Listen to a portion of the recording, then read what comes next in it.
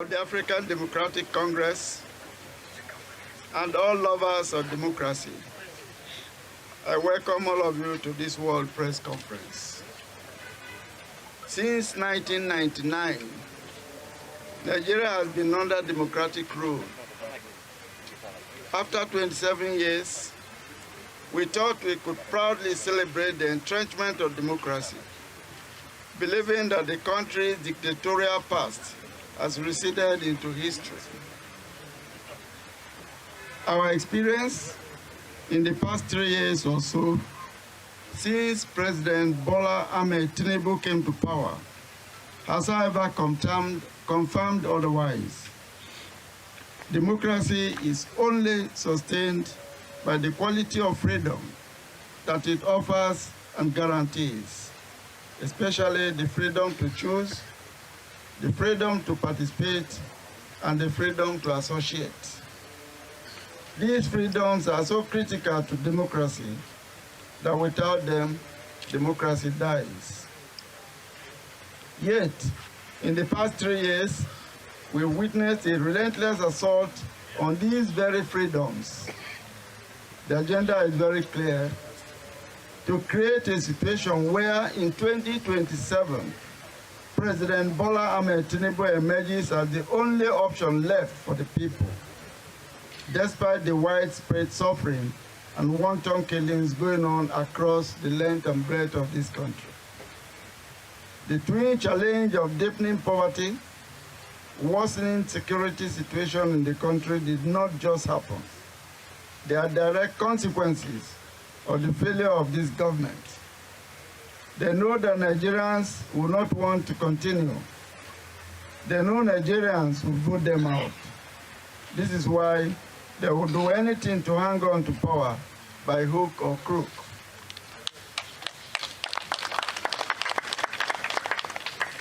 The coalition of opposition parties came about as a result of a collective search for democratic freedom and the desire to resist what was clearly a relentless assault on opposition political parties. The coalition leaders decided to come together under ADC to save multi-party democracy in Nigeria and rescue Nigeria from what was clearly an emerging dictatorship. We did not come to the ADC by chance. We did our due diligence. We fulfilled all the party's constitutional requirements, as well as all wider requirements under the laws that guide the management and operation of political parties.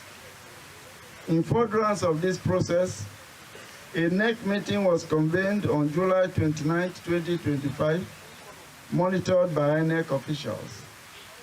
One of the conclusions of that NEC meeting was the dissolution of the National Working Committee of the party and the ratification of a caretaker committee to take over the affairs of the party, with my humble self, David Mark, as the national chairman, Rauf Ogbeni as the national secretary, as well as others who have since been serving as officers of the party.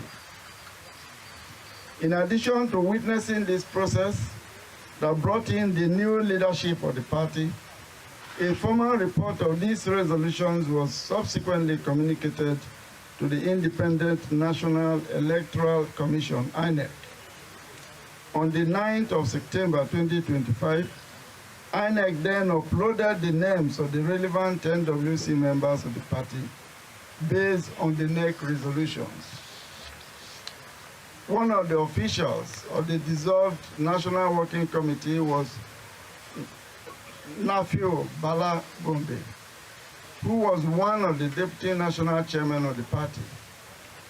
It is on record that Gombe resigned his position on the 17th of May 2025. His resignation was also duly transmitted to INEC on the 12th of August 2025. Regardless of his resignation, he decided to approach the courts on September 2nd, 2025, 4 clear months after he resigned, seeking to be recognized as the chairman of the ADC. What this means is that by the 2nd of September, when he approached the court, INEC was already aware that Secretary Arigbeshola and I had been inaugurated on the 29th of July in a process monitored by INEC. INEC was also aware that Gombe had resigned his position before the inauguration on the 29th of July. While this matter was in court, our team of lawyers approached the Court of Appeal, challenging the jurisdiction of the Federal High Court. In rejecting the appeal, the Court of Appeal ordered the parties, including INEC, to maintain status quo ante bellum.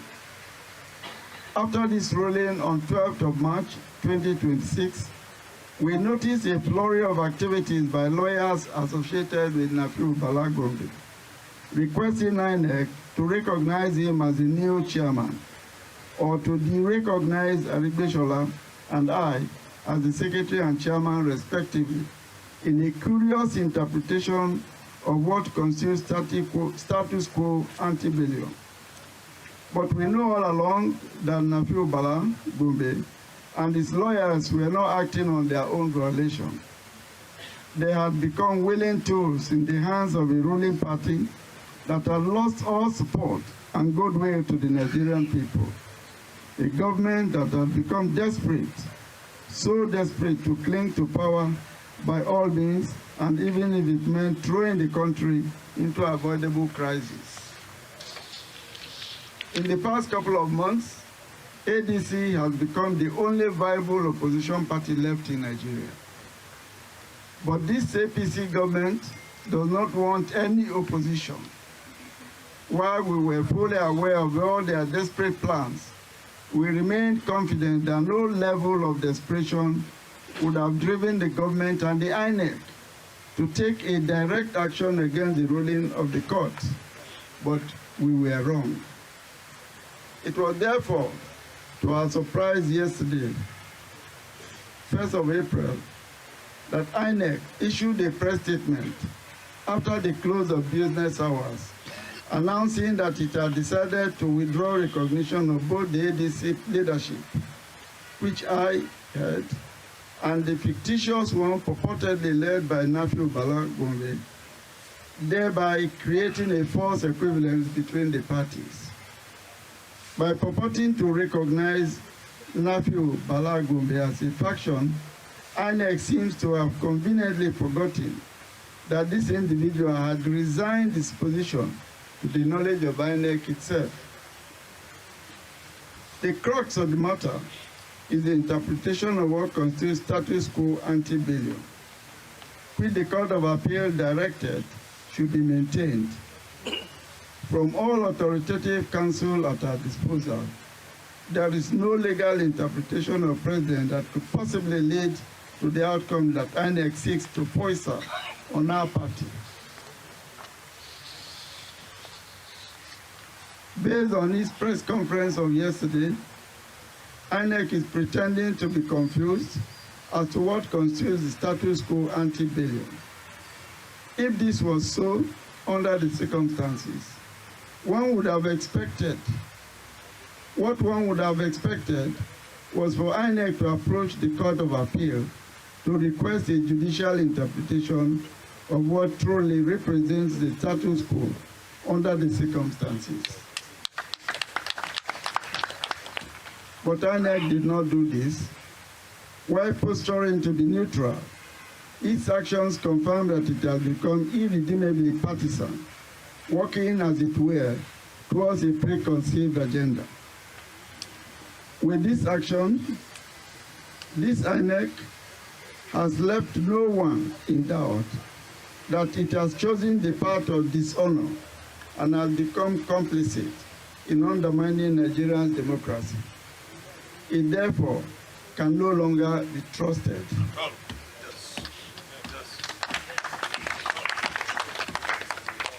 What we say in essence is this: INEC cannot choose to fix the status quo from the day it took the administrative action to uphold the names of the new ADC members on its website. Because INEC does not have the power to determine for any political party who its leaders should be.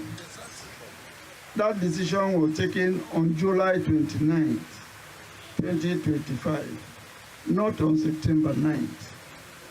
With its press conference yesterday, INEC has invented a status quo that never existed, because there was no time that the African Democratic Congress, ADC, did not have a fully constituted leadership. What INEC has done is to create a situation that by its own curious logic leaves the ADC without leadership. This certainly cannot be the status quo that the Court of Appeal directed should be preserved. It is an INEC invention that is not known to any Nigerian law. There is only one conclusion that Nigerians can draw from the 1st of April 2026 action taken by INEC. The electoral umpire has taken sides. It can no longer be trusted.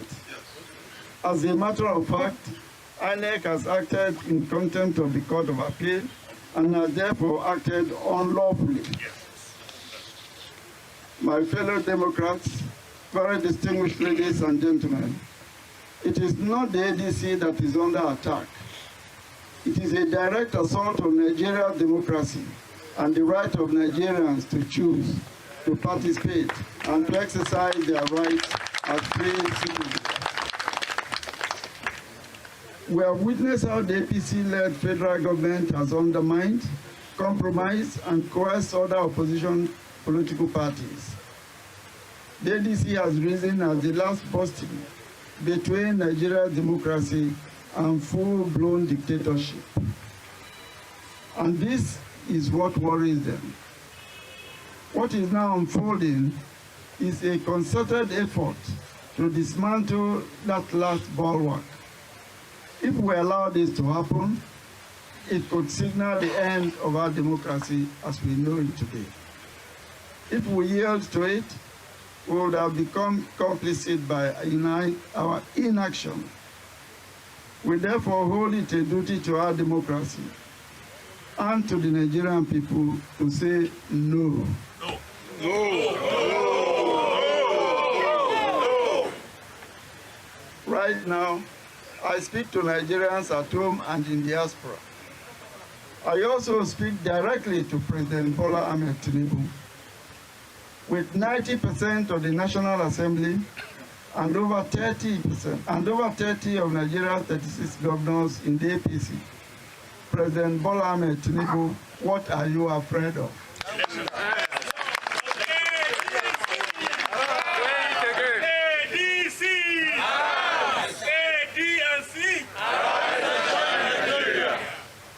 If you are convinced that you have done well for the people who voted for you, why are you afraid of a free, fair, and transparent electoral contest? If you are indeed the Democrat that you claim to be, why are you bent on destroying all opposition political parties in this country? Let me reiterate for the record, there are no competing claims on the leadership of the ADC. Nafi Bala Gombe has no locus whatsoever. INEC should have waited for the Court of Appeal to decide this matter. Instead, INEC went ahead to do the bidding of the ruling party. But let us be clear, the role of INEC over political parties is not administrative, it is not managerial, it is simply supervisory. For the avoidance of doubt, the leadership of ADC inaugurated at the 29th July 2025 NEC meeting remains the lawful leaders of the party. Yes. Party members and all Nigerians should therefore remain calm, as there is no cause whatsoever for alarm. It is important to state the net implications of this decision taken by INEC, in case they had not thought of it, or they just do not care. First, by attempting to subvert the leadership of the ADC, INEC has already undermined our participation in the Osun and the Ekiti elections taking place later this year. Secondly, we have our congresses starting on the 9th of April 2026 ending with our convention on the 14th of April 2026. We have given due notice to INEC, and they have acknowledged receipt of that notice. This is what the law requires of us. Let us sound a note of warning. This INEC under Professor Joshua Amopita will be held directly responsible for whatever actions or inaction or reactions that follow this criminal path that it has taken.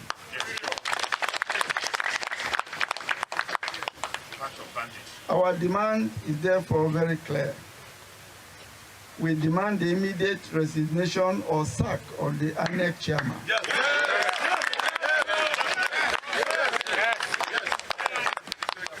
Professor Amopita and all his national commissioners. We no longer have confidence in them. We are convinced that they are incapable of conducting any credible election. Exactly. Yes. Let us also make it clear, we are proceeding with our party programs because there is nothing under the law that makes INEC's attendance a mandatory requirement. Yes. We have duly served INEC notice and we will proceed accordingly. We also call on the international communities to take note of INEC's activities of 1st April under the restraint we have exercised so far. We urge them to recognize the clear threat to Nigeria's democracy and stability, and to hold accountable those who are undermining the integrity of the electoral process. We call on Nigerians to defend our democracy. This is a defining moment. Stand firm, speak out, participate, resist any attempt to impose a one-party system on Nigeria. Yes. Nigeria belongs to all of us, and together we must protect it. It is often said that the arc of history does not bend towards tyranny. It bends towards freedom.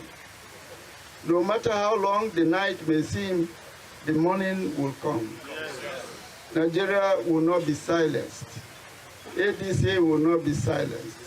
Nigeria will not be conquered, and ADC will not be conquered. Nigeria is rising, ADC is rising. Thank you, and God bless you.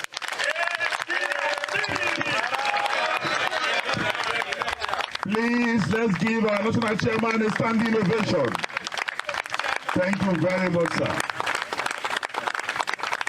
That was the voice of David, and with that David's voice, Goliath's obituary has been announced. Thank you very much. Sit down, sirs.